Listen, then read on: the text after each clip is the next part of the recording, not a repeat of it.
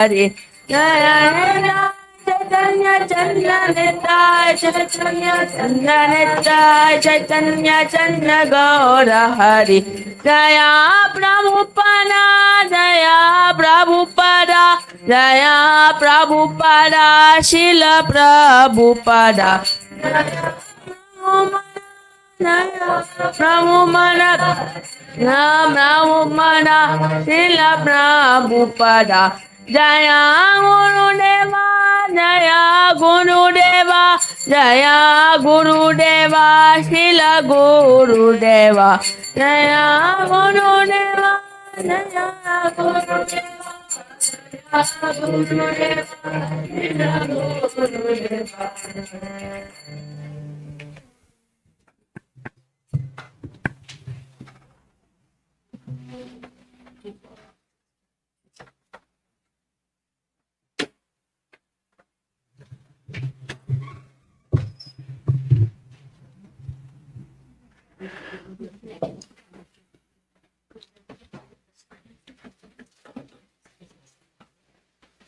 Nama Om Vishnupadaya Krishna Prasthaya Bhutale Shrimate Bhaktivedanta Swami Niti Namine. Bring back.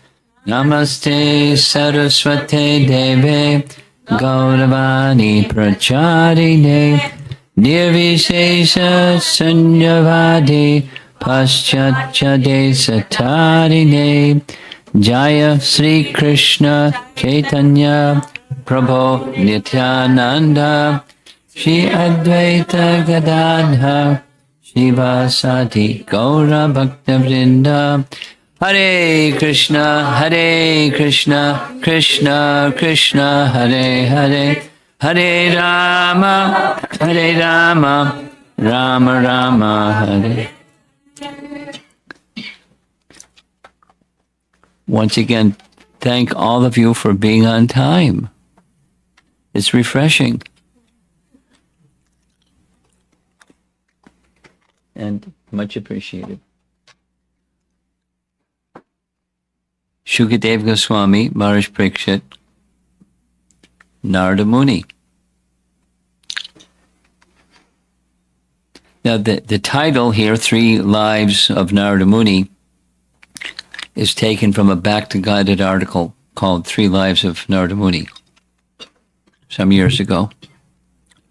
Because within the first canto Bhagavatam and the 7th canto Bhagavatam, in those 2 places we have very clear, explicit narration of Narada Muni describing who he was in previous lives.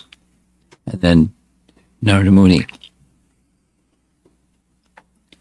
That's the source of the title, and we're going to begin in a discussion where Narada Muni is speaking and Yudhisthira Maharaj is at his feet.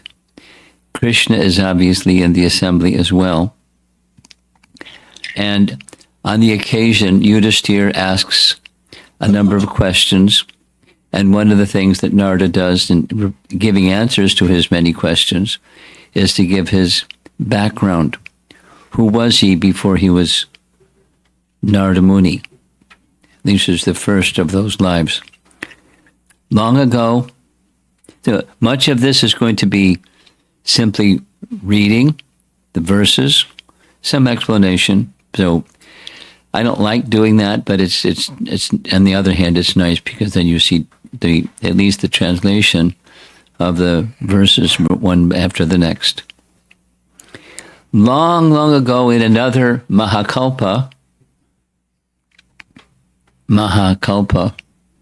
a millennium of Brahma or day of Brahma, Kalpa, I existed as the Gandharva, known as Upabarhana.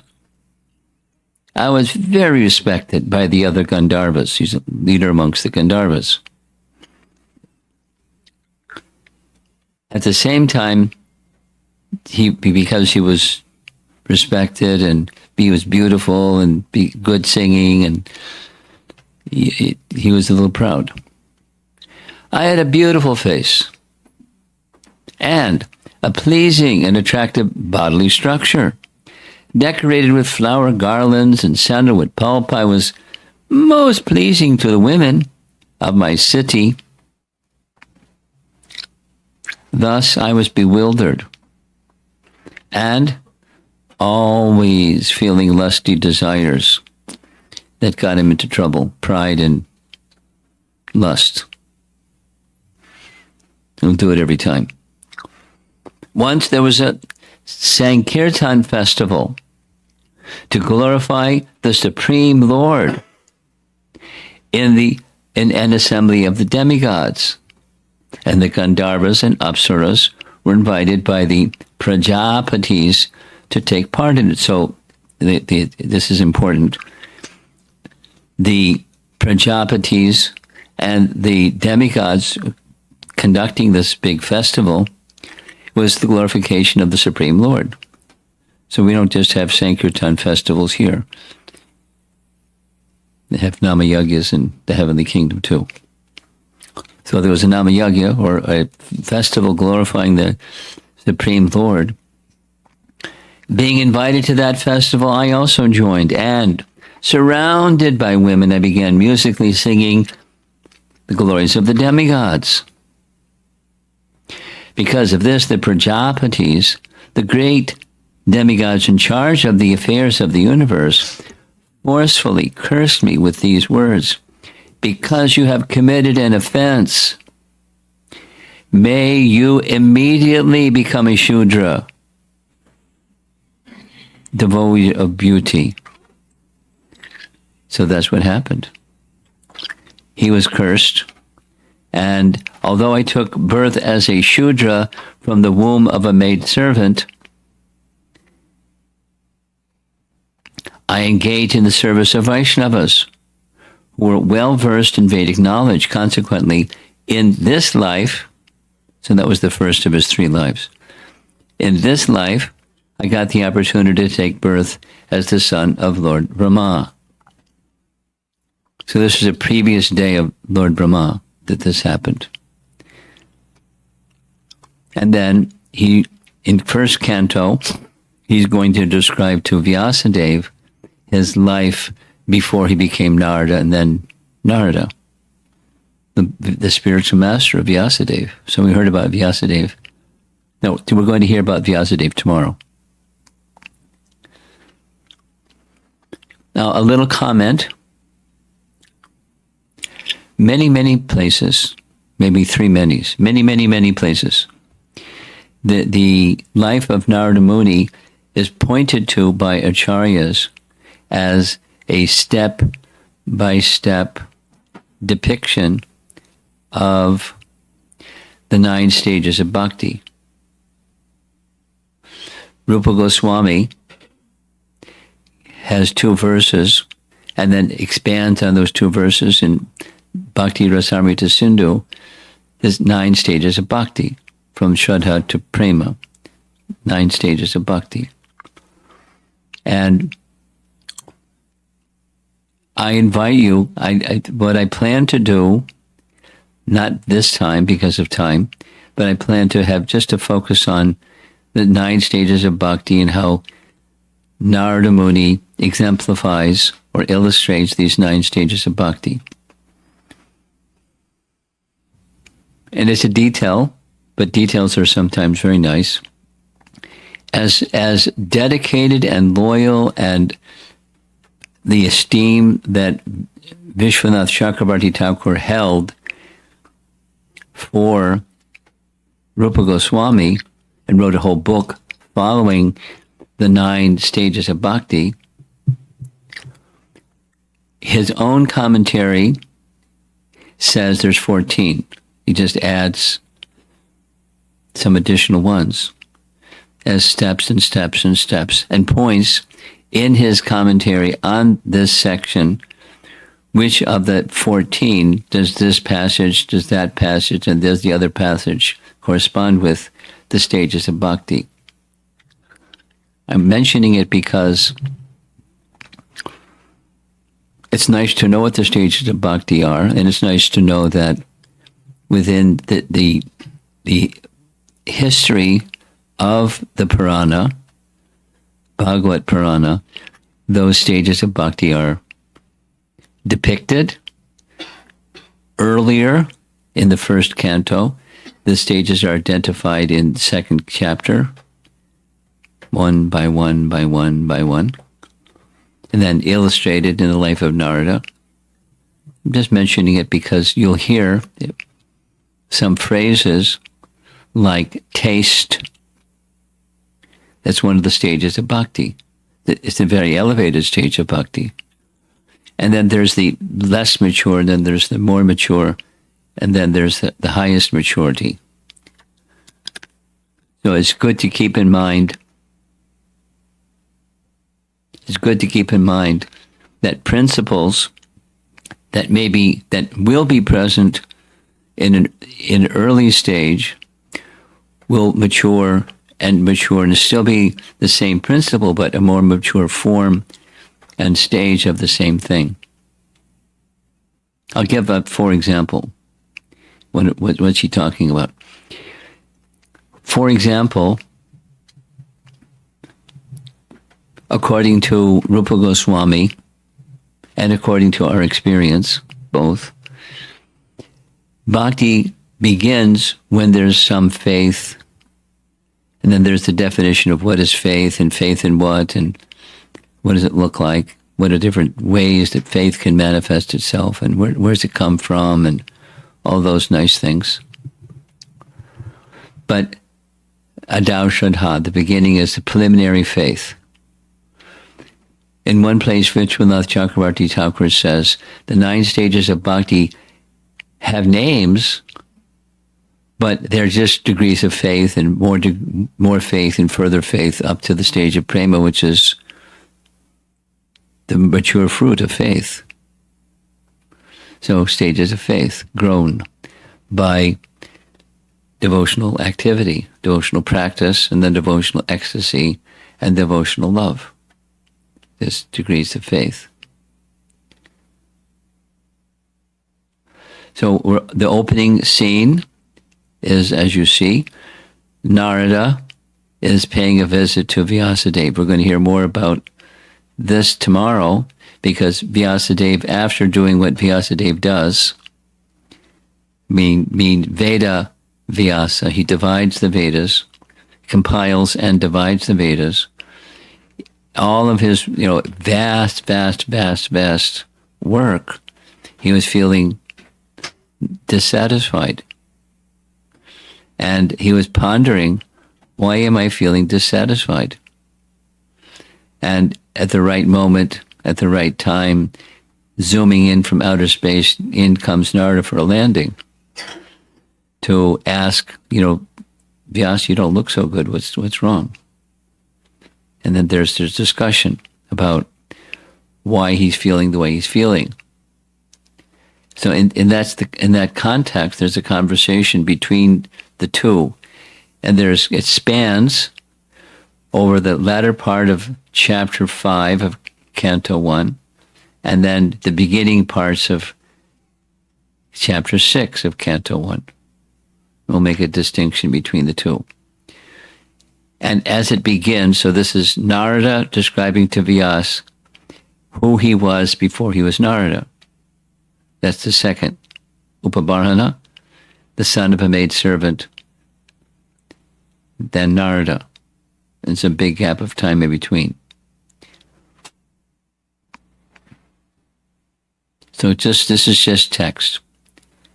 And the illustrations are from a nice, not exactly a children's book, but it's a very simple illustration book to go along with the history. So you'll see much of that. In the previous day of Brahma Kalpa Beta, different day of Brahma, before my present birth as Narada, because he was born as a direct son of Lord Brahma, very, very early in the day of Brahma, so previous day of Brahma, I was born as the son of a maidservant, engaged in the service of brahmanas who were following the principles of Vedanta. So that's his mother paying obeisances to some sages. When they were living together during the 4 months of the rainy season, I was engaged in their personal service. What happened was some sages were invited to stay and take shelter during the 4 months of the rainy season at an ashram where brahmanas lived. So the brahmanas were the residents. The sages were visiting during the 4 months of the rainy season. His mother was engaged in the service of the brahmanas, so naturally she also engaged in the service of the sages, and he's her little boy, the son of the maidservant, serving the brahmanas. So he's bringing their meals and doing, simple things. Although they were impartial by nature, those followers of the Vedanta blessed me with their causeless mercy. As far as I was concerned, I was self-controlled and had no attachments for sports, even though I was a boy. In addition, I was not naughty, and I did not speak more than required. Now, for different reasons, mainly scheduling reasons, we're not going to be having a japa retreat. But in previous place, that was just in Phoenix, we had a japa retreat. And many of these points that are being presented here by Nard about himself are 100% consistent with recommendations in Hari Bhakti Vilas about how to perfect sadhana siddhi, how to have perfect devotional practice, how to improve your chanting to the point of perfection. Wouldn't that be nice? I see some heads. Maybe you're just agreeing because I'm going like this. But to have that desire is more than just going like this. It's there's follow through. And Narada has a credential. He was already doing what Sanatana Goswami recommends in Hari Bhakti Vilas as principles for the rest of us that aren't in his position yet. And only once, by their permission, I took the remnants of their food. And by so doing, all my sins were at once eradicated. Thus, being engaged, I became purified in heart. So this is a teaching about bhakti, one of the stages of bhakti, for your information. In the sadhana stage of bhakti, it's described using the metaphor of a bhakti creeper or bhakti lata, the first two little leaves that come out of the soil, Kleshagni and Shubhada. Kleshagni.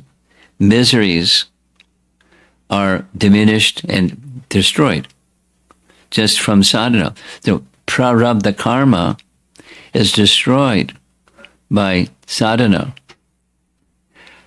And here's a very nice concept that we learned about from our acharyas. Upalakshana is a nice word. The English word is metonymy.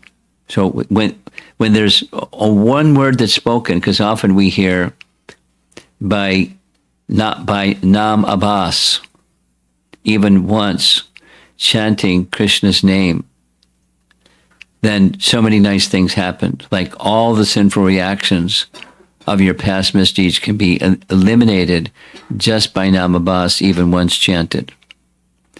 So by this principle of it's repeated again and again, and again and again, and again and again, that when the Nama is mentioned, it's implied the other 8 activities of bhakti by this principle of upalakshana.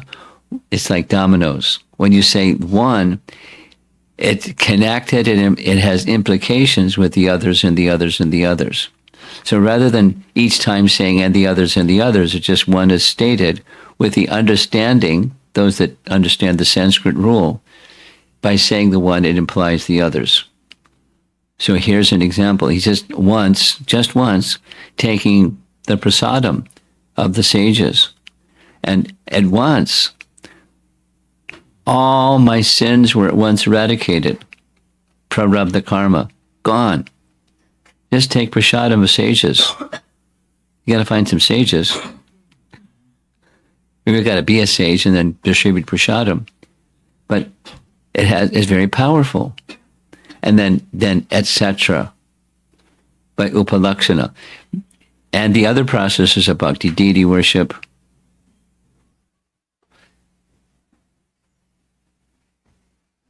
I'm going to tell a story. I heard a story on the way over here about Krishna consciousness. So here's a story about Krishna consciousness.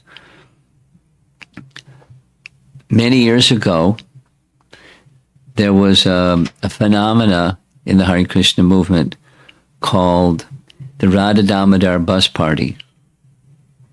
Maybe you've read about it. Maybe you even heard about it. It doesn't exist any longer because Radha Damodar are now on the altar at the Gitanagari farm. But they're the same very, very, very merciful Radha Damodar. So how it started was Prabhupada inspiring in a period of the Hare Krishna explosion era.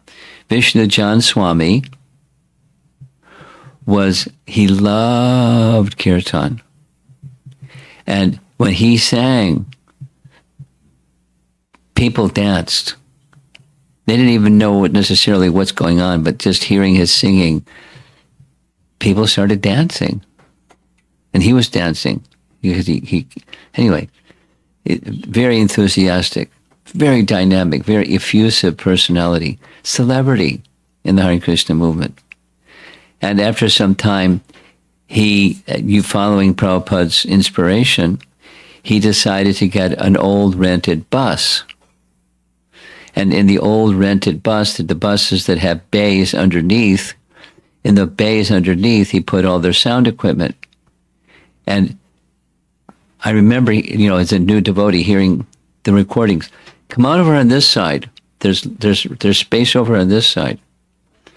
Come on over on this side. Very good.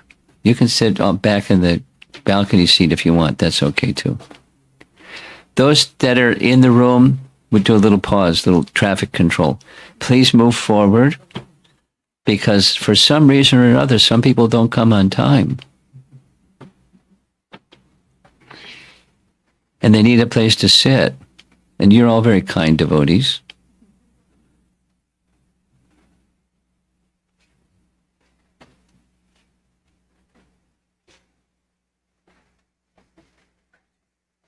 Thank you very much. Hare Krishna.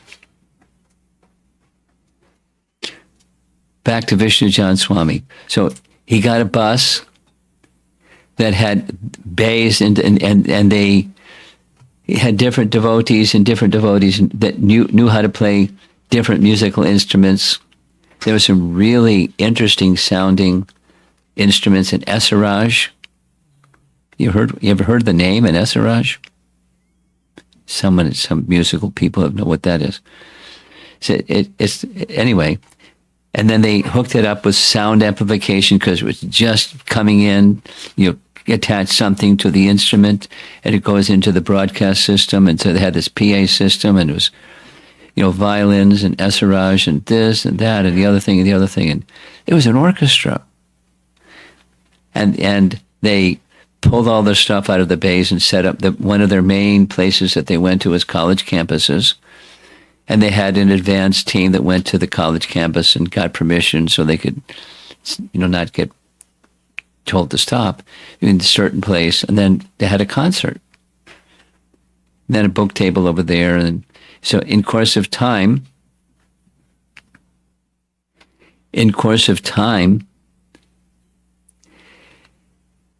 Vishnu Jan Swami asked Prabhupada, can we have deities?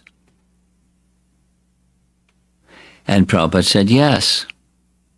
So he got Radha Damodar deities, and Radha Damodar are about that tall. They weren't like, little chota brass deities, very tall, on the bus. And he worshipped, and he had a pujari team on the bus, and they traveled all around the country. And it was a phenomena, very popular. And once upon a time, they came to New York. And I was living in New York at the time. And they wanted to go to Harlem. Ooh, we go to Harlem with the Radha Damodar bus party. And it's the first time that I had seen Radha Damodar. And it was really interesting. Went to 125th Street, which is like dangerous territory in Manhattan, and brought out the palanquin, little palanquin. So, people were walking by, they were looking down at the deity, and deity they're smiling, playing Krishna Damodar, playing his flute. And who knows what people thought. But they got the benefit, even once. So an indelible impression has been made on many, many, many people. They were acting like Gauratai, but they were in the form of Radha Krishna. That's all of that is just from this little slide here, where even just once, all the sins were eradicated. Thus being engaged, they became purified in heart. That's how bhakti had the power that bhakti has. Now, he was a special little boy for the reasons mentioned from the previous slides, but he greatly benefited. And at that time, the very nature of the transcendentalists became attractive to me. Now, he was not unattracted before, but particularly attracted. So it's escalating. His respect and his looking up to and appreciating these personalities is growing, taking their prasadam. And then they allowed him, because he was this little boy that didn't babble too much, and he was sit and very attracted to hearing. O Vyasadeva, in that association, and by the mercy of those great Vedantists, I could hear them describe the attractive activities of Lord Krishna. Thus, listening attentively. These are principles in the process of advancing in Krishna Bhakti. For those of you that came a little late, I'll say something that the others already heard. Our acharyas point to this section of the Bhagavatam, Narada's narration of how he progressed from 0 to 90, and then 100. In one lifetime, it's all depicted step by step. The stages of bhakti are illustrated by Narada about his bhakti experience. He's a little boy, but he's hearing the pastimes of Krishna from these elevated people who have given him their mercy and given him their prasadam.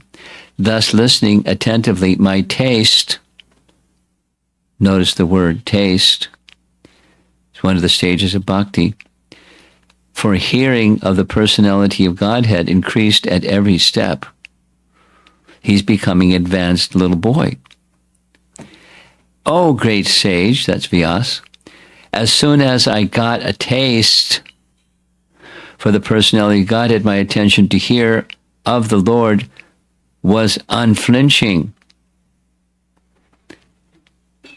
What does that tell you? The Nishta and Ruchi and Asakti is being described. And as my taste developed, I could realize that it was only in my ignorance that I had accepted and subtle coverings, for both the Lord and I are transcendental. Little boy with these amazing realizations. During 2 seasons, that's how it started, rainy season. So the sages are not traveling during the rainy season, and they decided they would stay a little bit longer, the autumn season. I had the opportunity to hear these great souled sages constantly chant the unadulterated glories of Lord Hari. As the flow of my devotional service began, the coverings of the modes of passion and ignorance vanished. Here's a quiz question for those of you that like reading Srimad Bhagavatam. And I know many of you like reading Srimad Bhagavatam. So many of you will know the answer to the question. You probably know the question even before I ask the question. Raise your hand if you know the answer. What's the verse from Canto 1, Chapter 2 that speaks what this is saying? 1 hand, 2 hands.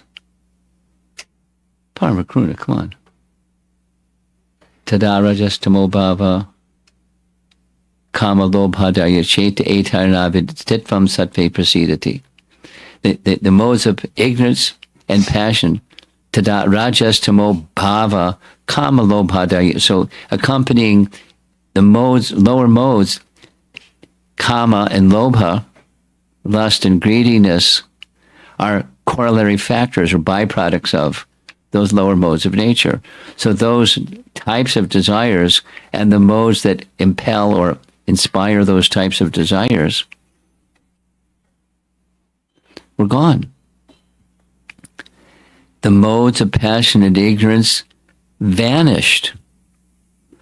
Stitvam satve prasidati. He became situated in goodness. I was very much attached to those sages. I was gentle in behavior, and all my sins were eradicated in their service. The teaching of bhakti, it's one of the one of the 4 most important activities in bhakti, engaging, serving the Vaishnavas. So anyway, in my heart I had strong faith in them. So it started with faith, and now it's stronger and stronger and stronger. I had subjugated, there she is, Haribol. I had subjugated the senses, and I was strictly following them with body and mind. There's a nice BBT painting. As they were leaving, those Bhakti Vedantas, who are very kind to poor-hearted souls, instructed me in the most confidential subject, which is instructed by the personality of Godhead himself. So who has the Bhagavad Gita answer to this? What's the most confidential knowledge? Raise your hand. Most confidential knowledge. Raise your hand. I see 2 hands in the back. Yeah.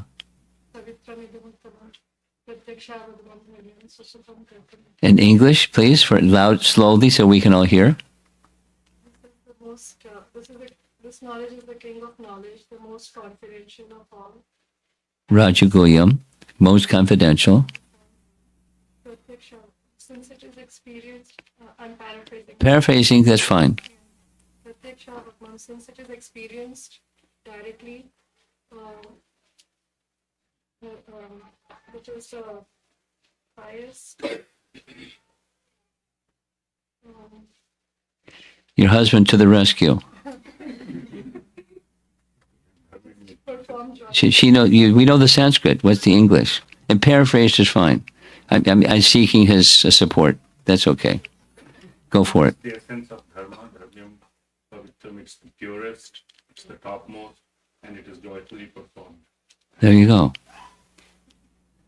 Very good. 80. You got 80. 8 out of 10. Very good. So they gave him this confidential instruction given by the personality guided to Arjuna, and long before that to the sun god Vivaswan, and long before that is in eternal science. So they gave this eternal science to this little boy. Look at this little boy. And they're giving their benediction mudra to the little boy. And they're giving teachings to the little boy. So that's the end of chapter 5. And they left. Now Vyasadeva wants to know what happened next. What did you do after the departure of the great sages who had instructed you in scientific transcendental knowledge before the beginning of your present birth? So here's a nice setting. There's the Himalayas in the background, and Narada sitting with Vyas. The great sages who had imparted scientific knowledge of transcendence to me departed for other places, and I had to pass my life in this way. So they've gone. He's still with mom. And his mother doesn't say anything about who his father is or was. He certainly had a father, but there's no mention of father. I came across something that I couldn't find it substantiated, so I won't even say it. But his mother was there. I was the only son of my mother, who was not only a simple woman, but a maidservant as well. So she liked doing simple service for others, and she liked naturally serving her little boy. Since I was her only offspring, she had no other alternative for protection. Now, he's a little boy. He's not going to protect her like the husband, but that's her shelter. She bound me with a tie of affection. He had affection for her. She had affection for him. You know, the parental relationship was full-blown. When I was a mere child of 5 years, I lived in a Brahmana school. So he's born the son of a maidservant. Noteworthy, those who were Brahmanas permitted him or gave him entrance into their Brahmana school, which was nice of them. I was dependent on my mother's affection and had no experience of different lands. That was going to change quickly. Once, my poor mother, when going out one night to milk a cow, was bitten on the leg by a serpent, influenced by the supreme time. So Kala Sarpa, the serpent of time, in the form, this particular painting is showing a cobra. Prabhupada's purport in this verse, 169, the poor boy was being looked after only by his affectionate mother, and yet the mother was taken from the world by the supreme will in order to put him completely at the mercy of the Lord. Now, just for those of you that did not attend the morning class yesterday morning, it was Bhaktisiddhanta's disappearance day, and I showed something. I've been circulating this statement that he made from one of his books, where when difficulty comes to a Vaishnava, the supreme personality of Godhead is directly behind anything that happens to a devotee, because devotees are no longer under the care of the external. We are somehow, by mercy of Krishna, engaged in devotional service, Bhakti Devi, so we're in the care of the internal potency. So when bad stuff happens or misfortune comes, there's a purpose. And one of the purposes, at least that he's indicating, is the ardor and the faith is being tested. Tested in the sense of, like, stretched a little bit. There's many, so many examples of great devotees being put into difficult situations. It happens. Even with great devotees, without naming the names, it happens. Difficult situations. And Krishna is giving the opportunity through the difficulty that the shelters that aren't permanent anyways are taken away. And sometimes abruptly, like this case, his mother just died. I took this as the special mercy of the Lord, little boy, thinking there's my dead mother lying on the ground, who always desires, the Lord always desires benedictions for his devotees, and so thinking, I started for the north. Now, the north means Himalayas, right? After my departure, I passed through many flourishing metropolises, towns, villages, animal farms, mines, agricultural lands, valleys, flower gardens, nursery gardens, and natural forests. He became a worldly little boy. I then passed alone through many forests of rushes, bamboo, reeds, sharp grass, weeds, and caves, which were very difficult to go through alone.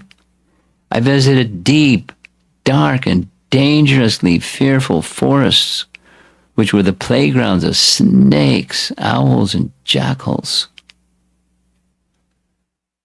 Enough of that. Could get you dizzy looking at that picture.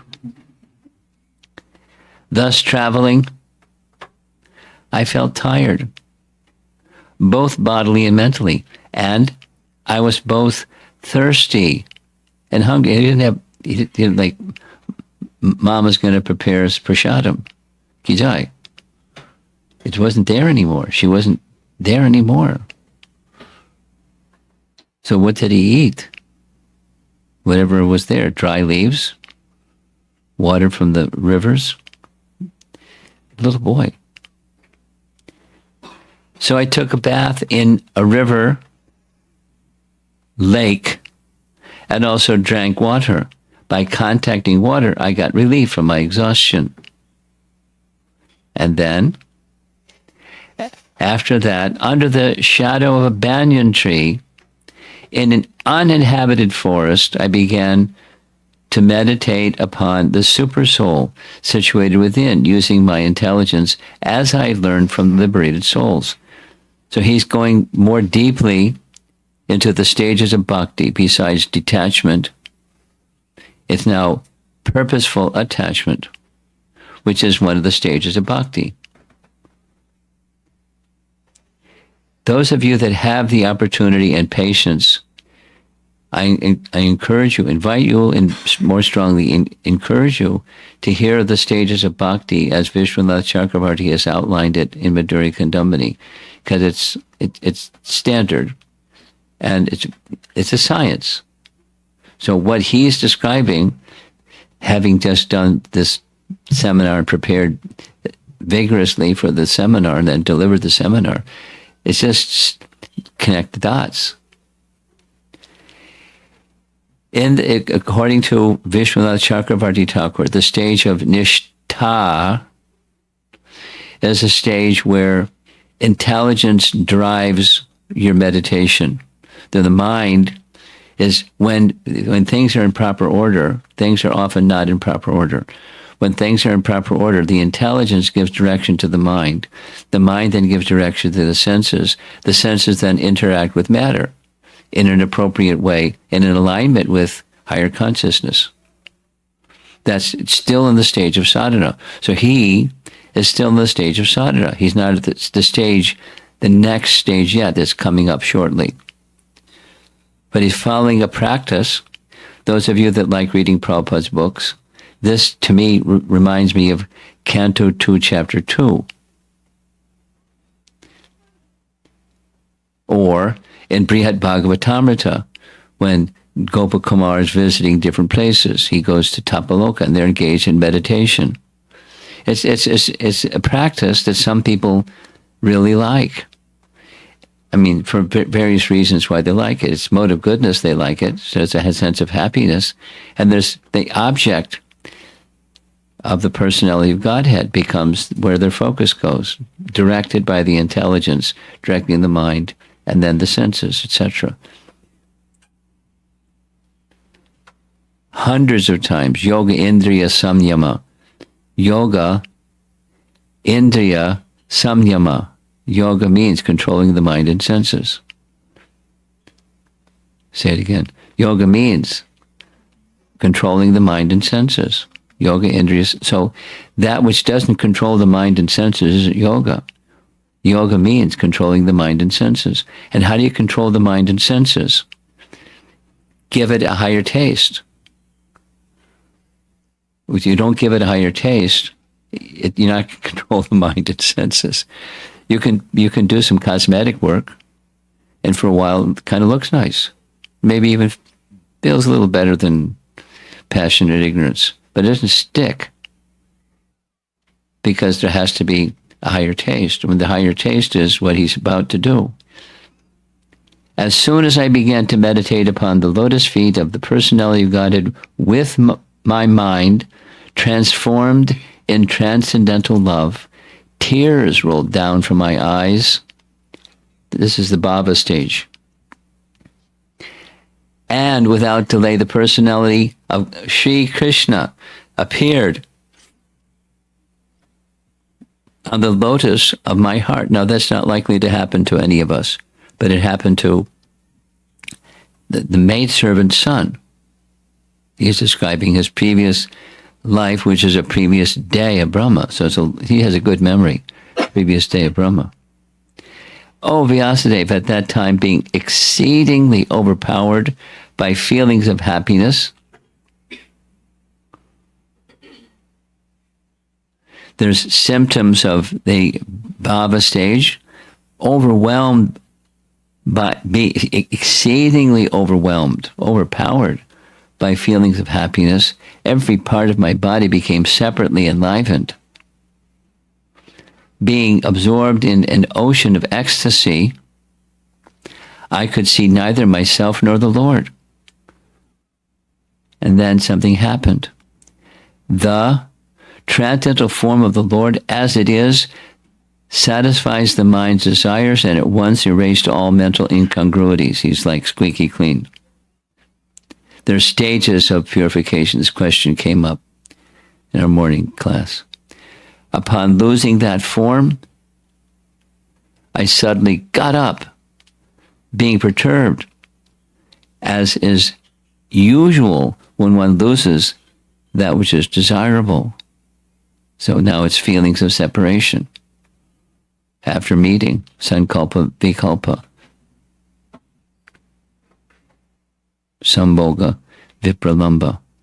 I desire to see again that transcendental form of the Lord, but despite my attempts to concentrate upon the heart with eagerness to view the form again, I could not see him anywhere anymore. Thus, dissatisfied, I was very much aggrieved. So feelings of separation. This is where Vishwanath adds some extra items out of the 9 into what's being described here. Seeing my attempts in that lonely place, mercy, parishrama and kripa, effort and mercy. The personality of Godhead, who is transcendental to all mundane description, spoke to me with gravity and pleasing words, just to mitigate my grief. We couldn't see him anymore, but he could hear him. And who knows what that resonating sound was like, but he heard it. Oh, Narada. This is Lord Vishnu speaking to Narada. I regret that during this lifetime you will not be able to see me anymore. Those who are incomplete in service and who are not completely free from all material taints can hardly see me. So how could he see? Because then it's being explained. Even he wasn't qualified, he showed himself anyways. There's a Sanskrit phrase that's described in Madhurya Kandamini called spurti. Spurti. It means poof, suddenly the Lord appears and poof, he disappears. And it's not teasing, it's mercy giving. Oh, virtuous one, this is Vishnu speaking to the maidservant, son, you have only once seen seen my person, and this is just to increase your desire for me, because the more you hanker for me, the more you'll be freed from all material desires. So he's not squeaky clean yet. He still has some residual. And that's also confirmed in Madhurya Kandamini, and there's charts and charts and charts describing all of this. But he's almost there, but not fully there. That the Lord is confirming. You're not fully qualified yet, but I showed myself to encourage you. Not only encourage you, you'll be searching like Maharaj Parikshit, like our discussion yesterday. He was searching. Where is he? Is he here? Is he here? Is he here? Because what he saw, what he experienced was so wonderful. He wanted that experience again and again. He couldn't forget it. By service of the absolute truth, even for a few days, a devotee attains firm and fixed intelligence in me. Meaning, what becomes not just regulative, it becomes spontaneous. That's another detail about different types of bhakti. Consequently, he goes on to become my associate in the transcendental world after giving up the present deplorable material worlds. This is this disembodied voice speaking to him. It's a little bit different than the disembodied voice that Kamsa heard.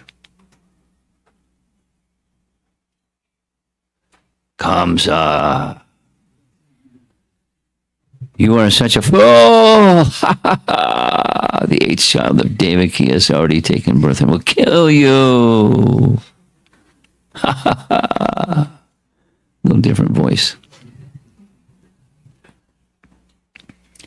And then that supreme authority personified by sound and unseen by eyes, but most wonderful, stop speaking, feeling a sense of gratitude. I offered my obeisances unto him, bowing my head. Now you see that little icon in the corner that's supposed to be a thunder, but it's not thundering. Let's see if we get it to thunder.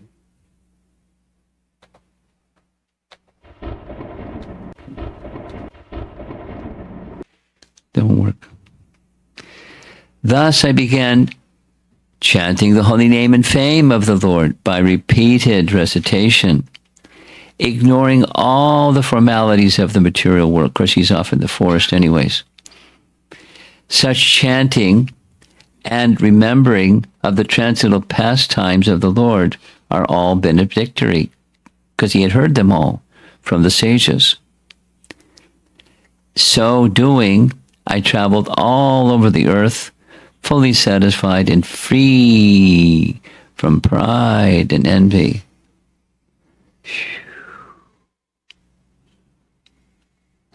Very beneficial stage. And then comes the conclusion.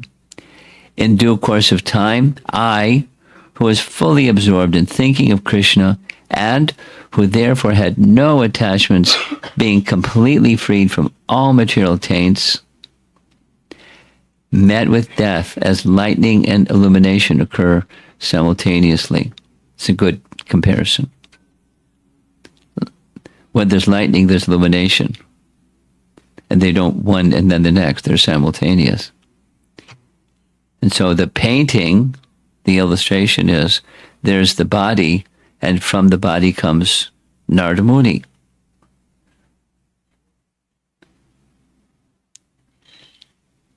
And the chapter has 2 more verses. Having been awarded a transcendental body befitting an associate of the personality of Godhead, I quit the body made of 5 material elements, and thus all acquainted fluid results of work stopped. And at the end of the millennium, that means the day of Brahma, when the personality of Godhead, Lord Narayana, lay down within the water of devastation, Brahma began to enter into him, along with the creative elements. And I also entered through his breathing. So this tells us about the process of creation, which comes again in Canto 2 and again in Canto 3. And we were just getting a smidgen here, or a hint. But all the living entities and the elements enter within the body of Vishnu. And then, after 4,300,000,000 solar years, when Brahma awoke to create again by the will of the Lord, all the rishis like Marichi, Angira, Atri, and so on were created from the transcendental body of the Lord, and I also appeared along with them. So that's a nice painting illustrating all of this. Since then, by the grace of the Almighty Vishnu, I travel everywhere. So he's now Narada Muni, the third life. Without restriction, both in the transcendental world and in the three divisions of the material world. This is because I am fixed in the unbroken devotional service of the Lord, and thus I travel constantly singing the transcendental message of the glories of the Lord, vibrating this instrument called a veena, which is charged with transcendental sound, and which was given to me by Lord Krishna. I'd like to have a musical instrument given to you by Lord Krishna. Here's a Prabhupada story. It's a nice Prabhupada story. But all Prabhupada stories are nice stories. When Prabhupada came to America, he had his Bhagavatams in the cargo of the Jaladuta, but he didn't have Mridanga. He brought with him a pair of kartals. I'm sure they were nice sounding kartals, but he didn't have Mridanga. So what did he do? He did what the hippies at the time did. Bongo drums. You know what a bongo drum is? You do. It's a two-headed drum. One side's a little bigger, one side's a little smaller, and they would tap the head of the drum. That the bottom is, the middle is hollow, and the bottom is empty. So at least at the time, that was drums. So, but there was the kartals, bongo drums. Srila Prabhupada played kartals, and Allen Ginsberg played the bongo drums. You don't know who Allen Ginsberg is either. You heard his name? This young girl in the pink dress. You got a pink dress.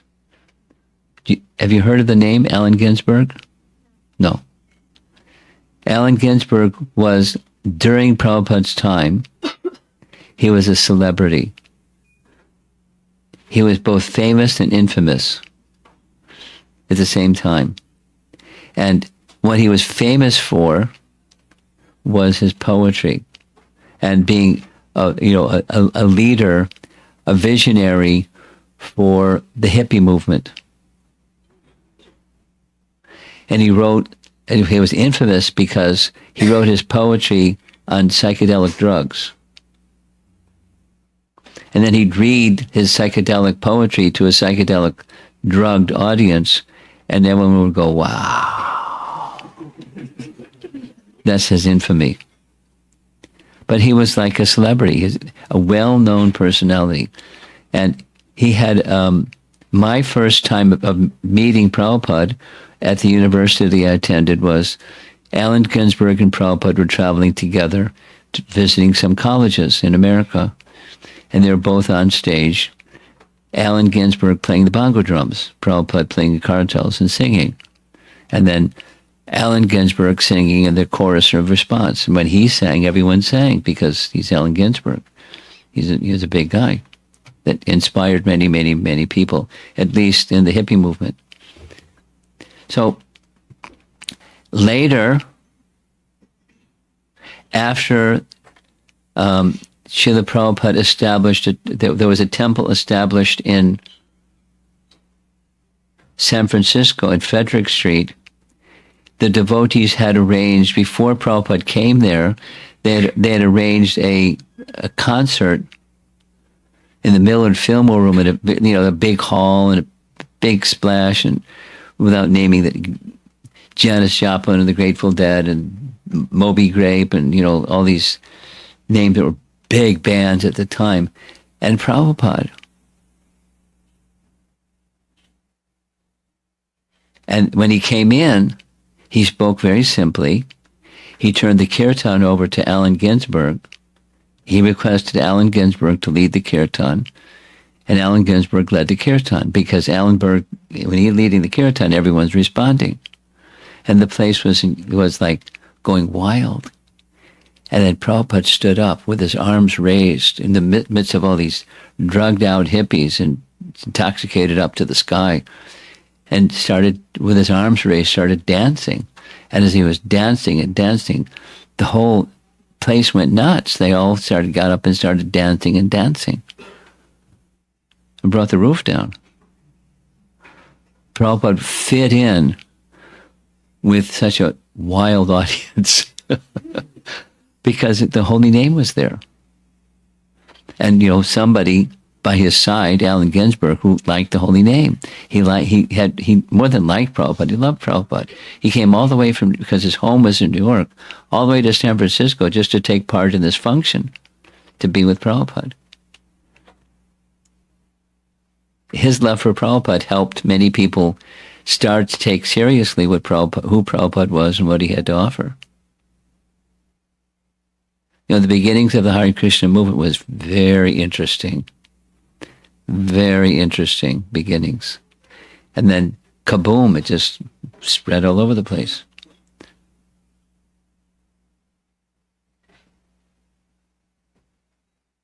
Another little Prabhupada story. At 26 Second Avenue, you've heard of 26 Second Avenue? Okay. Visit it sometime. 26 Second Avenue, little storefront on Second Avenue. Little storefront, little place. And Prabhupada had 3 evenings a week, classes on Bhagavad Gita.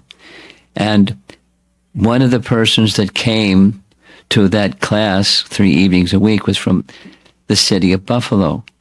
So a man volunteered to Prabhupada, I'll arrange for a rental of a place for you to have meetings if you send somebody here from 26 Second Avenue to go to Buffalo. So Prabhupada arranged Rupanuga. Then he was married, and he had a little son named Ekendra, and Ekyani was his wife's name, and they started a little center. And I came from that center. I didn't so much go to the center, but I came from what was happening at that place because Prabhupada made it happen. And just sharing, recently, it kind of like the Radha Damodar bus party kind of faded. The deities weren't on the bus anymore. They're on the altar in Gita Nagari. So that little preaching center that was at the State University of New York at Buffalo kind of went away. So there's somebody there now, Rishikesh something, who wants to start a center in Buffalo. So I got real excited and said, I'm going to find out. So I found out there's name 26 people that some of the people that are still around remember were from that place.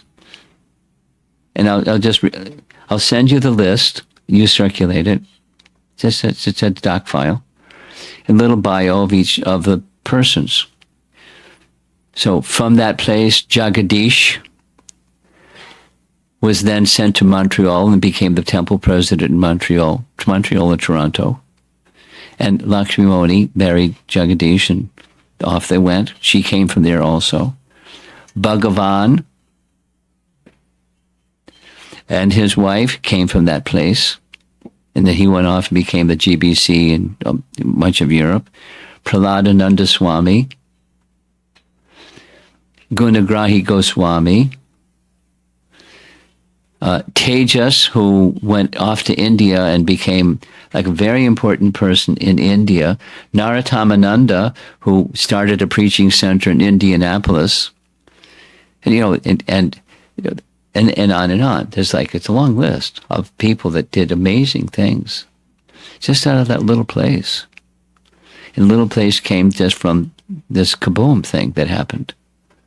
Prabhupada started a little something, and then people came. It was a very dynamic time, very unusual, exponentially powerful. My understanding is that Prabhupada said, my Guru Maharaj has sent me so many persons to assist me. Krishna sent so many persons to assist him. And very capable persons. Very, very capable persons from not just that was my little sphere, but all over the world. Kaboom. With a missionary spirit. You guys okay? Okay, good. You're paying attention, I know. Okay, so here we go. We're almost done with this chapter. Here is Prabhupada's purport for this verse.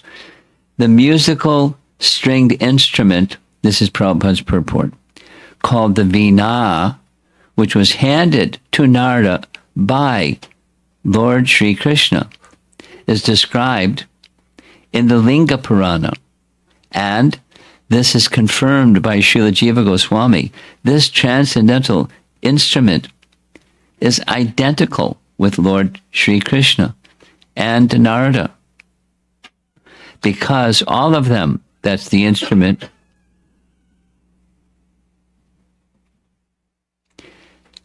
and Narada and Krishna are the same transcendental category. Now, when I started telling you a story that Prabhupada didn't have a drum, I got carried away with Allen Ginsberg playing bongo drums. But so for a long time, there was no drum.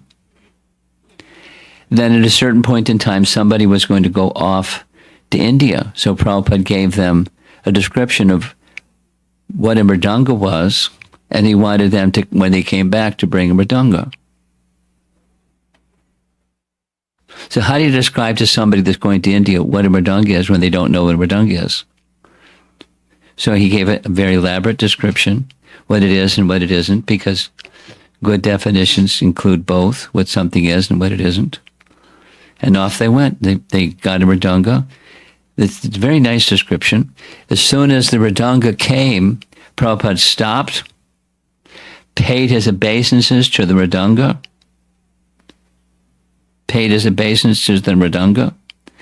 took off his upper garment, his uttariya, and wrapped it around mridanga, teaching it as paraphernalia, tadiya paraphernalia of Lord Chaitanya, worshipable, because that which is used in the Lord's service becomes worshipable as the Lord. Just like on your altars at home. You have a bell, and you have an incense holder, and you have conch shell, and you have things. Chamara and peacock fan. That's all paraphernalia, tadiya. And it's worshipable. It's as worshipable as the deity, as worshipable as the name, as worshipable as the Bhagavatam, as worshipable as the personality of Godhead. So that's what's being said here. The Veena given to Narada that he uses for singing the glories of the Lord, etc., is as worshipable as the personality of Godhead. He, Narada, is a bearer of the Lord's Bhakti Shakti. He, Narada, is described in scriptures as a Shakti Avesha avatar. Shakti Avesha avatar. he's bearing the Lord's bhakti shakti and distributing bhakti shakti throughout the world. The chapter ends this verse. It is personally experienced by me that those who are always full of cares and anxieties due to desiring contact of the senses with their objects can cross the ocean of nescience on a most suitable boat. The constant chanting of the transcendental activities of the personality of Godhead. This is a painting of Narada giving that gift to Mrigari the hunter.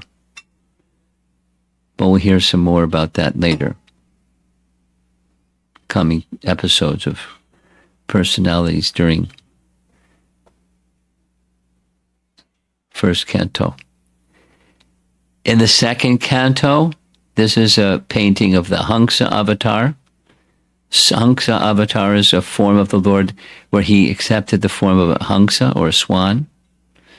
And he, Hansa avatar, gave transcendental knowledge specifically mentioned to Lord Brahma. But here in this Canto 2, Chapter 7, hearing about incarnations of the Lord, "Oh, Narada, you were taught about the science of God and his transcendental loving service by the personality of Godhead in his incarnation as Hansa avatar. He, Hansa avatar, was very much pleased with you due to your intense proportion of devotional service. He also explained unto you lucidly the full science of devotional service, which is especially understandable by persons who are soul surrendered unto Lord Vasudeva, the personality of Godhead." So he heard from Brahma, and Brahma heard directly from Vishnu. So Narada then became the spiritual master of Vyas. We're going to see that sequence shortly. But Hansa avatar also is known specifically, as this painting shows. This is the lower part of the painting, giving transcendental knowledge to Lord Brahma. So Vishnu and Hansa avatar. Garbhodakshay Vishnu and Hansa avatar, giving knowledge to Lord Brahma. Mention is made of Narada. As you see, he's pictured here. He's visiting Krishna in Dwarka. And Krishna worships Narada, literally, not figuratively. The personality of Godhead, Krishna, who is the incarnation of Narayana Rishi, the friend of Nara Rishi, thus worshipped the sage Narada according to Vedic regulative principles, welcoming him with sweet nectarian words. He, Krishna, addressed Narada as Bhagavan, or one who is self-sufficient, possessing all kinds of knowledge, renunciation, strength, fame, beauty, and similar other opulences. He particularly asked Narada, "What can I do in your service?" Now, in this particular pastime, Krishna is a Kshatriya, in the role of a Kshatriya at least, and Narada is in the role of a Brahmana, in the role of a Brahmana at least, and so the Kshatriya is honoring the Brahmana, which is appropriate. And we're going to end with this very quickly. I'll try to do it quickly. This is the Shakti Avesh avatar giving Bhakti Shakti to many, many, many, many. Here are some of the many. He gave to Prahlad, Dhruva, Prachini Bari. We hear something about him and his sons, the Prajetas. King Vasudeva, Krishna's father. Mrigari the hunter. Daksha's sons, the Haryashvas and Savalashvas. Vyasadeva, Valmiki, Rukmini, and a cobra. He had a big range. He was the guru of a cobra. You know the story? You know the story? Okay. When we get to it, you can tell the story. She's making a face. So when Kayadu was pregnant with Prahlad, the demigods were going to take over they did what they were going to do and give her a hard time. Wait till the son was born and kill the son. And Narada said, no. Within the womb is a great devotee. Turn her over to me. I'll bring her to my ashram. So during the period of time that Hiranyakashipu was away doing his austerities, Narada was giving instructions to his mother. She asked for the benediction. Please make the arrangement so that this child in my womb is not born until my husband comes back from the forest. So he gave that benediction. And both the mother and Prahlad heard in detail the whole science of bhakti from Narada, the giver of bhakti. He gave to Dhruva. We know this Dhruva Maharaj story. You know the Dhruva Maharaj story? It's a nice story. Yes? No? Dhruva? Yeah. Yeah, okay, good. I like you guys are sitting in the front row and you're not spacing out. It's not really nice. It's really nice. I'm complimenting you. You're good listeners. Very good. So, although Dhruva had a get back at his stepmother, Narada advised him, you're not going to find Vishnu with this get back angry mood. You have to give up the angry mood. And he gave him reasons, and Narada and Dhruva said, what you're saying is correct, but I'm a Kshatriya and I can't do what you're saying, so please just give me a way I can get Vishnu. So he gave him away, and sure enough, he got Vishnu. It was like very intense. But in 6 months, he was in the fast lane. He realized the personality of Godhead. King Prajini Bari, very different type of person, certainly of age different. He was a king, and he was Vedic, but he was very much into the rituals of the Vedas, the Karmakanda rituals of the Vedas. Too much so absorbed in the Karmakanda rituals of the Vedas that Narada came and visited him and said all the right things. And the king understood what he said.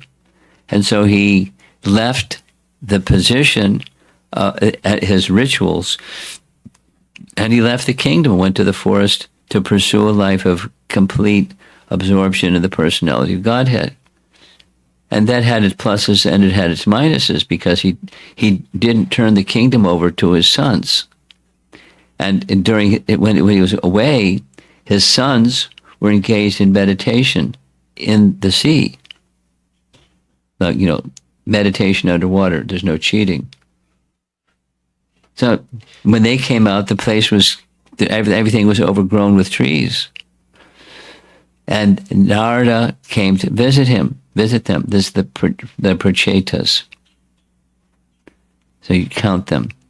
1, 2, 3, 4, 5, 6, 7, 8, 9, 10. There's supposed to be 9 of them, but the painting shows 10 of them. So Narada gave instructions to the prachetas. Here's Narada giving instructions to Vasudeva, Krishna's father. Narada giving instructions to Magari the hunter. And after Magari the hunter heard, there's details and details, there isn't time to tell all the details. He came again with Angira Muni, and see off in the distance there's this little cottage where he saw Narada Muni, and he came running to receive him, but he had to stop and brush away the ants, because he was before half killing animals.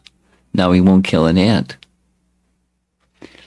Here's the Haryashvas and the Savalashvas, very celebrated section of the Bhagavatam, where Narada Muni completely transformed the sons of Daksha.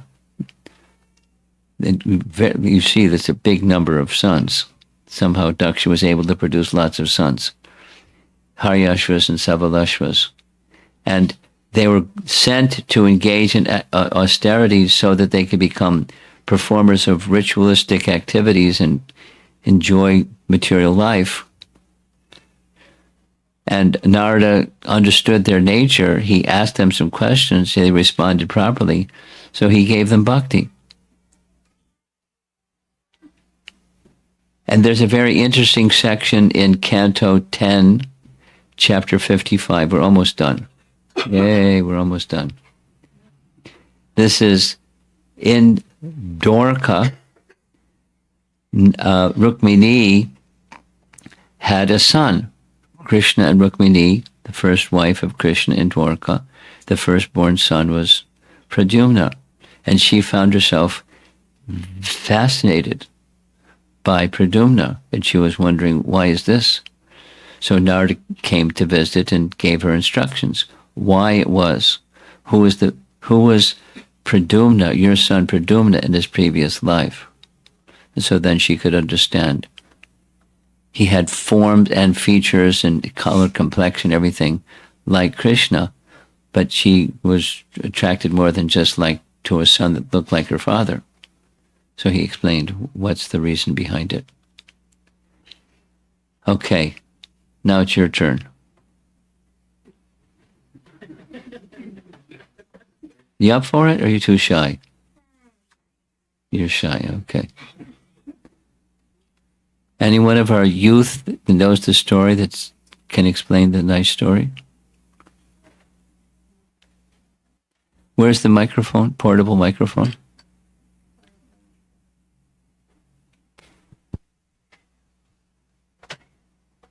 You're having a little huddle. You know the story? Yes, you. Here's the microphone. Speak into the microphone. I'll correct you if you get off. So I don't really know like all the details. It's okay. Yeah. Just do basics. So basically, there was this man who came to Narada Muni, and Narada Muni started instructing him on bhakti, and he was like encouraging him to take up devotional service. But the man was saying that he had a lot of family problems, that he had to like earn more money and keep his family going. So Narada Muni said, okay, I'll come back later.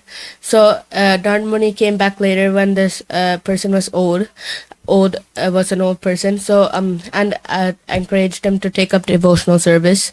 So the man again said that he had to take care of his grandsons, and his sons weren't doing their work properly. There's no end to it, right? Yeah. And so Narada Muni said that he would come back again.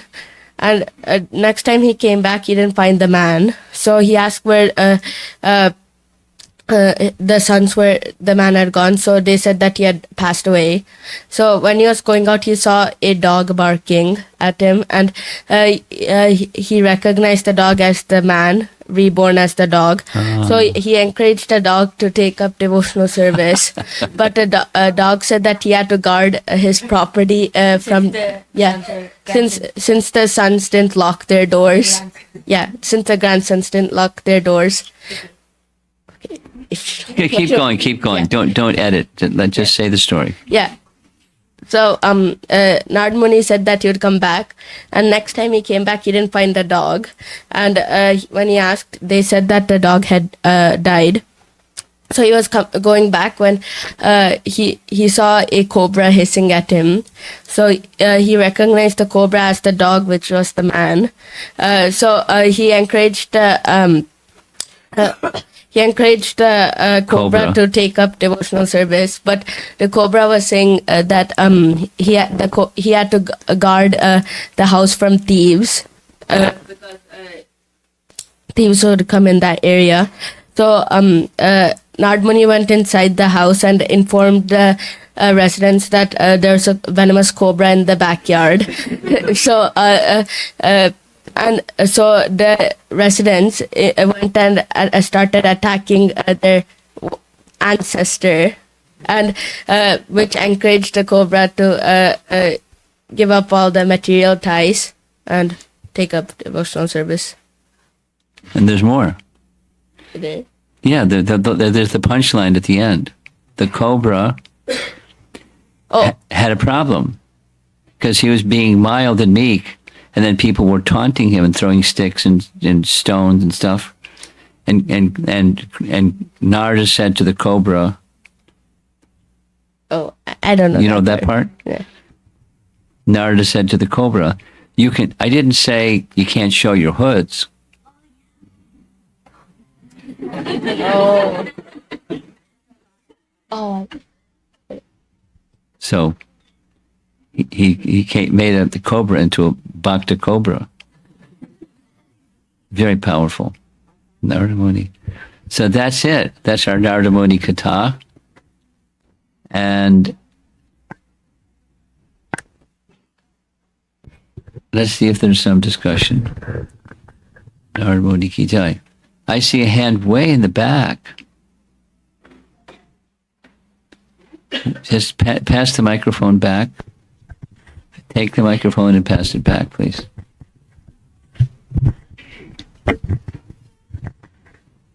Hare Krishna Maharaj, thank you so much.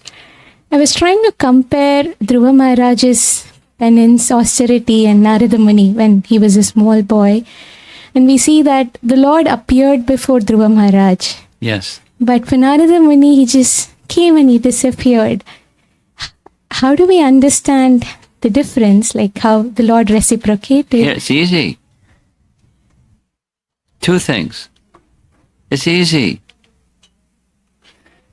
The Lord can appear whenever he wants to and not appear whenever he doesn't want to. It's easy. There's no rules. Are there rules of when he has to do this and he can't do that? No way. There's in Madhurya Kandamani, there's a whole discussion, Vishwanath Chakravarti Thakur, Sva Icha, Svechaya. The Lord appears when he wants to. Why does he appear? When he wants to. When does he appear? When he wants to. So why does he want to? It's up to him, whatever he wants to. There's no rule. There's no so there's details and details, but he can appear when he wants to and not appear when he doesn't want to. Second, in the case of the maid servant who later became Narada, he wasn't qualified, but he showed his mercy so that he become attracted to and attached to, and for the rest of his life seek that audience and experience again. Purification through anticipation of meeting. No, he didn't have to do that, but he did that even before he was qualified. In the case of in the case of Dhruva, he had become qualified. It was a quickie relative to most of us. Most of us doesn't happen in 6 months, but the austerity he underwent was very intense. His motivation was like not a nice motivation. It was a get back motivation. I want a kingdom. So bhakti is supposed to be without jnana karma janavratam. That's not where. But he became freed from that by following the instructions of Narada and faithfully following the instructions of Narada intensely. This is other teaching in the bhakti process. The intensity of our effort and eagerness to receive mercy. Because effort doesn't create mercy. Sorry, Charlie, it's not what happens. It's not how it happens. But if one makes effort, then it's up to the Supreme Lord. He can bestow or not bestow. That's our teaching, isn't it? Lord Chaitanya's teaching. You can trample me, you can embrace me, you can neglect me, you can do with me whatever you like. Thank you so much, Maharaj. Okay. There's something up front. All the way up front. Keep passing it forward. Hare Krishna Maharaj, thank you so much. Maharaj, in the section where Srila Narada Muni mentions that in the previous kalpa, I got the body, like when my that child's body died and then he became. It wasn't a child, it was now an adult. Okay. His whole life lived in a certain way. You saw the painting. There's an old body leaning against a wall, and from that old body leaning against the wall, Narada Muni comes out. Yeah. So your question is, how'd that happen? No. So my question is, does it mention, and then Narada Muni says that when the everything, like when the Brahma's day ended, after Brahma day started again, then everything came up, and then I also appeared. So does it said anywhere, like did Narada Muni, when the Brahma day ended, every living entities, they become sleeping, Yes. right? Does it mention that did Narada Muni went to the Vaikuntha planet and from No, there? it doesn't say that. Doesn't say that. It says he entered along with Lord Brahma and all the elements. And that's what it mentions specifically. So don't read into it something that's not there. Yeah. Just take what's there. So that's what I was trying to understand. Srila Prabhupada says, once you get liberated, you don't come to this material world. But what does that mean? What was he in the material world, or was he in transcendental realm? Because going back to Godhead mean you get in a vimana and zoom, and you're in another realm. Or going back to Godhead means your consciousness is transcendental wherever you are. It can be either. The Lord can do whatever he wants. And he can send a vimana, or he can keep you here. Whatever he wants. Thank you. Okay, Maharaj, thank you so much. Hare Krishna Maharaj. I wanted to say sincere apologies for being late, first off. And I was actually given an instruction. I went to the temple, and Ramavana Mali Das, as on my way out, he told me to bring a garland for you. And again, please apologies for the timing. You brought a garland? Yeah, Look at that. yeah, it's from Nitai Sachinandana. Okay, fantastic. Tomorrow, okay? Put it in the refrigerator for tomorrow. Okay. Whoever's the host tomorrow, don't make a garland. It's got one. Very well. Thank What's you, the Maharaj. second thing? I mean, that was was mostly it. it. Just One thing, okay. apologizing and saying that, yes. Okay. Hare Krishna. We can maybe give it to one of these young people. Maybe. Up Tomorrow. to you. Tomorrow. Hare Krishna. Because that's, the giver wanted something, so you do what the giver wanted. Anyone else? Back? Pass it back? Raise your hand again so they know. Hare Krishna Maharaj, thank you so much for the beautiful class. Maybe little off topic, but when Narada Muni was a small kid in this previous life and he took the remnants of prasadam, the remnants of the sages, it specifically says by their permission. It says by their permission he took the... Yes. So I was just wondering what is the etiquette, because he was anyway serving there. He could have taken the prasad, the remnants after they are done. Well, he was a little boy. And they were happy to give, and he was happy to receive, but he didn't just take, he waited till they said, here, please take. It's just, so your question, what's the etiquette? Technically, you wait until it's given. Technically, that's the etiquette. However, the nature of very kind persons is they're not going to bother even if he reached onto their plate and snatched something or something like that.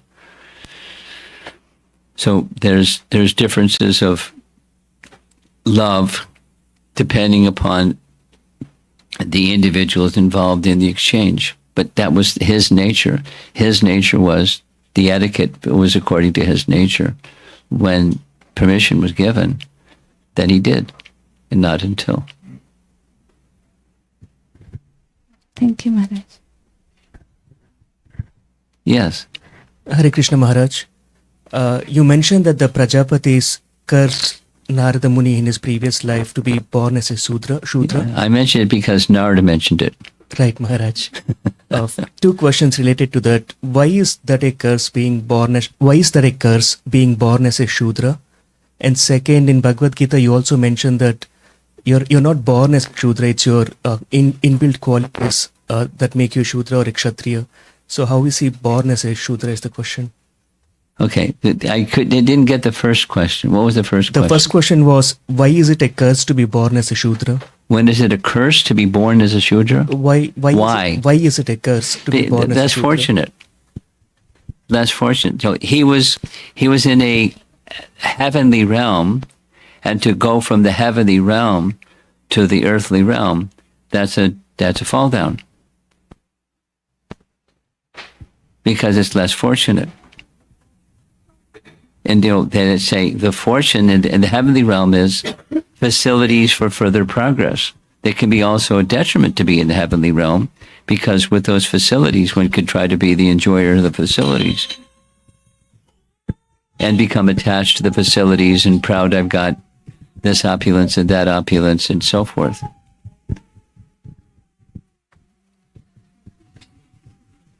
Like the classic example is the two sons of Kuvera.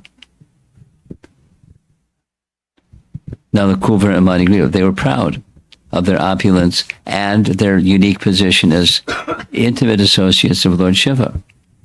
They were proud because of the pride. They did just abominable things. They did offensive things.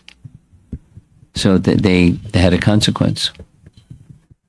So heaven can have its asset and heaven can have its detriment if pride is in the heart. But it's a fall down to lose that facility. Okay, so that's the first question. Second question. Thank you, Maharaj. The second question was, how are you born a Shudra when in Bhagavad Gita they say you can't be born in a specific caste? Well, you know the answer, but I'll remind you of what you already know. In this age of Kali, everyone is born until there's proper training and proper sanskaras.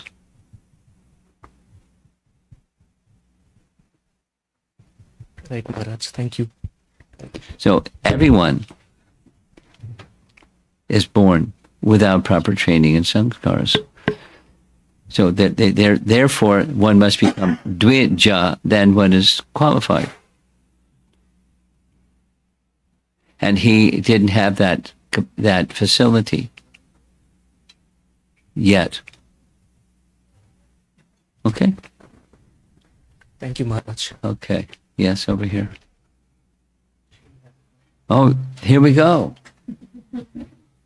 Hare Krishna Maharaj, thank you for the wonderful class. I have one question, like how did Narada Muni be so much into doing it? How did he get what? So much into doing it. How did he get bhakti. How did he get so into bhakti? How did it happen? Well, two things. Effort and mercy. In his previous life, who was he? Upabarhana Gandharva, celebrity guy in the heavenly realm, and really good at singing and really beautiful and really this and that. And he lost it all. So he was very sorry. He somehow had remembrance of his previous life. Even at the next day of Brahma, he remembered this boo-boo that he made when he was a Gandharva and was proud. So he was a qualified person by his nature, and then when he had association of the Bhakti Vedantas, it sprouted. So you're a rare person. I mean, some of us are very fortunate just to have devotee association when you're young. I was mentioning it to this other fellow the other day. Same for you. You're very fortunate. So where'd that fortune come from? Something back there. Some, according to Bhagavad Gita, some pious activities not yet completed. Devotional service not yet completed. So you've been arranged, it's been arranged for you by Krishna that you get association devotees even when your body's little. And then take proper advantage of it. Don't misuse it, the opportunity. Take good advantage of it. So in his previous life, he was this elevated person. And then he became this born a son of a maid servant. But he got fantastic association. Same for you. Same for, some of our younger devotees. It's a great fortune. Cherish it and use it well. Does that answer your question? Thank you, Maharaj. Okay. Okay. Over here. Hare Krishna, Guru Maharaj. I just wanted to bring up just one point, that another devotee who got the mercy of Narada Muni, along with Angira Muni, was Chitraketu Maharaj. Yes, I didn't mention. The list is not complete. There were many more. Yeah, I just remembered that. So. Chitraketu became a pure devotee. From a very attached man. Super attached man. Super attached man. Pious, but very attached. Okay. Anything else? Okay. Go ahead. So my understanding is that Narada Muni is a Shakti Avesha or avatar. I'm wondering. My question is, did he become one, or was he always? Well, what do you think? When he was Upabarhana, was he a Shakti Avesha avatar or not? No. Okay.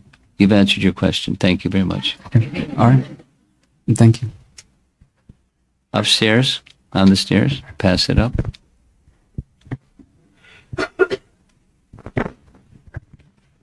Hare Krishna Maharaj, thank you. My question is, so we hear about Narada Muni developing those realizations and coming to the stage of Bhava and Prema. But in the second canto of the Srimad Bhagavatam, he raises a series of questions to Lord Brahma, which indicates as if he doesn't know. Oh, that's okay. That Sanatana Goswami did the same thing with Lord Chaitanya. And Lord Chaitanya's reply, when he asked questions that he already had the answers to, Lord Chaitanya said, we read it. Lord Chaitanya said, you already know these answers. You're just asking for purification. So then he gave the answers. So one can ask questions with one already knows. There's other examples and other examples. When there's discussion, there's respect for a very learned person. It doesn't mean that the person who's asking the learned person doesn't know anything.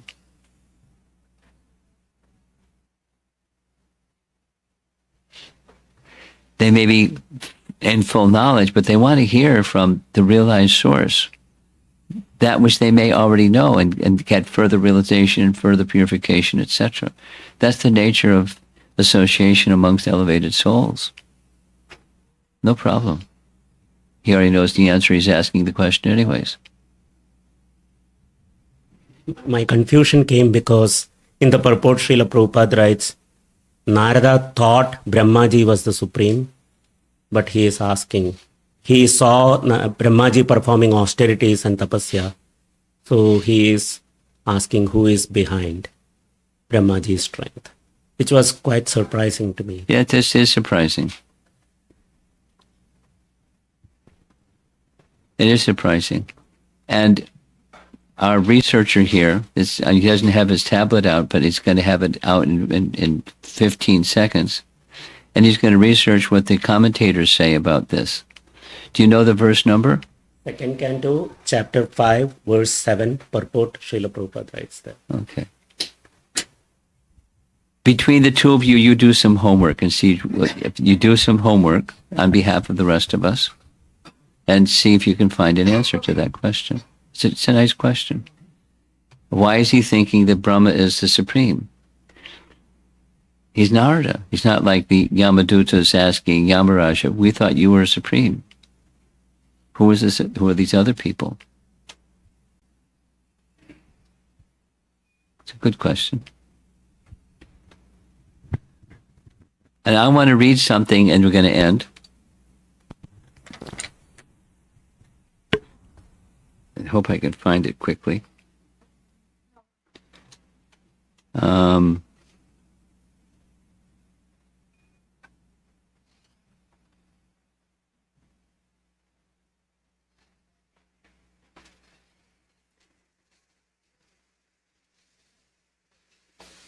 It's in a different place. It's see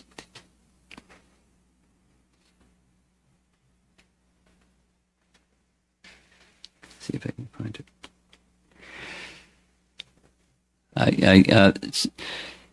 The astrologer Shamsundar from India, Prabhupada disciple Shamsundar, ACBSP.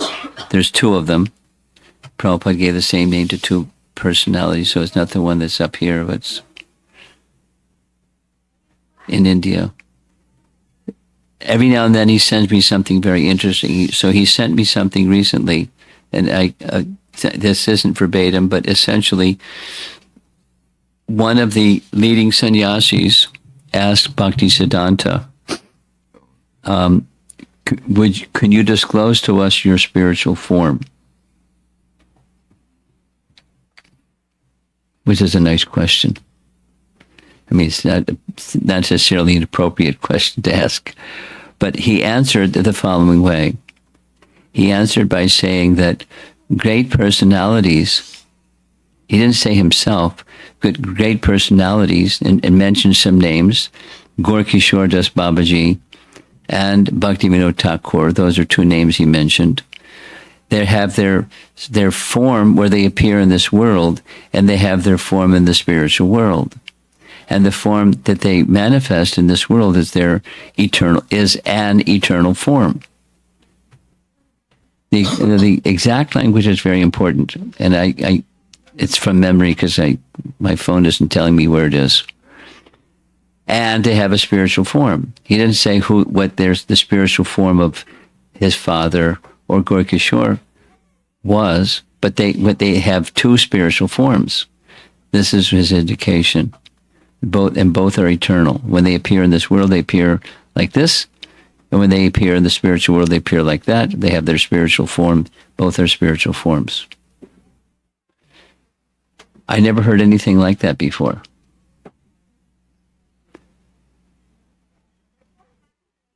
So with that, we're going to end. You have something online or your own? My own.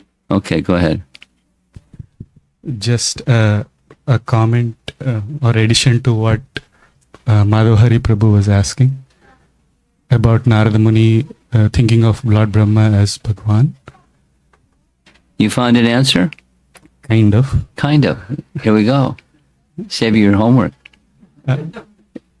In the same chapter, in the purport for 10th verse, Srila Prabhupada in his... So this is 7, 2, 7, 10? 2, 5, 10. 2, 5, 10? Yeah, in the 2, 5, 10 purport, Srila Prabhupada writes... Go ahead, read. The questions may be asked why Naradji was not aware of the Supreme Lord and why he misconceived Brahmaji to be the Supreme Lord, although factually he was not. A liberated soul is never bewildered by such a mistaken idea. So why did Naradaji ask all of these questions just like an ordinary man with a poor fund of knowledge? There was such bewilderment in Arjuna also, although he is eternally the associate of the Lord. Such bewilderment in Arjuna or in Narada takes place by the will of the Lord, so that other non-liberated persons may realize the real truth and knowledge of the Lord. The doubt arising in the mind of Narada about Brahmaji's becoming all-powerful is a lesson for the frogs in the well, that they may not be bewildered in misconceiving the identity of the personality of Godhead, even by comparison to a personality like Brahma. So what to speak of ordinary men who falsely pose themselves as God or an incarnation of God? Research done. Srila Prabhupada ki jai.